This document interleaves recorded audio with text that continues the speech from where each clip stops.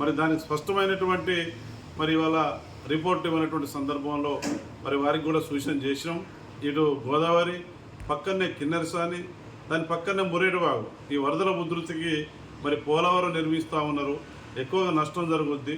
మీరు క్షేత్ర స్థాయిలో శాస్త్రీయ పద్ధతుల్లో మరి అదేవిధంగా అటు ఆంధ్రప్రదేశ్ గవర్నమెంట్, ఇటు తెలంగాణ గవర్నమెంట్లోని ఇరిగేషన్ అధికారులు, రెవెన్యూ అధికారులు, స్థానిక ప్రజాప్రతినిధులతో క్షేత్రస్థాయిలో పరిశీలన చేయడానికి, జరిగే నష్టాన్ని అంచనా వేయడానికి మరొక కమిటీ కూడా ఏర్పాటు చేయాలని సూచన చేసినాం.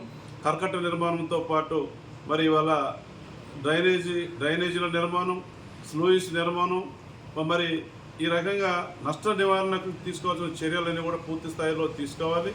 మరి అత్యధికంగా మాకు నష్టం జరగబోతూ ఉంది కాబట్టి దీని విషయంలో మీరు ఈ పోలవరం ప్రాజెక్టు నిర్మాణంలో అంతర్భాగంగా దీన్ని తీసుకొని ముంపు ప్రాంతాన్ని, బ్యాక్ వాటర్ ఏదైతే పోతా ఉందో ఆ ప్రాంతాన్ని తీసుకొని మరి కేంద్ర ప్రభుత్వం కూడా కలగజేసుకొని మరి బడ్జెట్ ఈ పోలవరం ప్రాజెక్టు అంచనాలతో ఏదైతే నిర్మాణం చేస్తామో అందులోని అంతర్భాగంగా బడ్జెట్ కేటాయించి పూర్తి స్థాయిలో మాకు R&R ప్యాకేజీ కానీ, రైతాంగానికి పోయే భూములకు నష్టపరిహారం కానీ, ఆస్తి నష్టం కానీ, రేపు వరదలు స్లూయిస్ ఏర్పాటు చేసే దాంట్లో కానీ, కరకట్ట ఏర్పాటు చేసే దాంట్లో కానీ తప్పనిసరిగా అన్ని రకాల జాగ్రత్తలు, చర్యలు చేపట్టాలి. పోలవరం చూస్తేనే ఒక పక్క చెరవేగంగా నిర్మాణం పూర్తవుతూ ఉంది.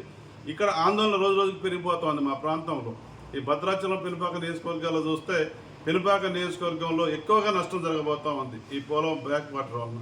కాబట్టి గతంలో కూడా తెలంగాణ ఏర్పడిన తర్వాత గతంలో కూడా 2022లో వరదలు వచ్చినప్పుడు ఆనాటి ముఖ్యమంత్రి కేసీఆర్ గారు కూడా మా భద్రాచలం ప్రాంతానికి వచ్చి మరి కరకట్ట నిర్మాణానికి 1000 కోట్లు మరి మేము ప్రకటిస్తున్నామని చెప్పేసి కేటాయిస్తున్నామని చెప్పి ప్రకటన కూడా చేసినారు.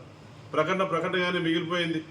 మరి ఇవాళ చూస్తే మరి ఇవాళ గోదావరి పరివాహ ప్రాంతంలో ఉన్నటువంటి మా ప్రాంత ప్రజలు, రైతులు, ప్రజలు అందరం కూడా ఇబ్బంది పడుతూ ఉన్నాం.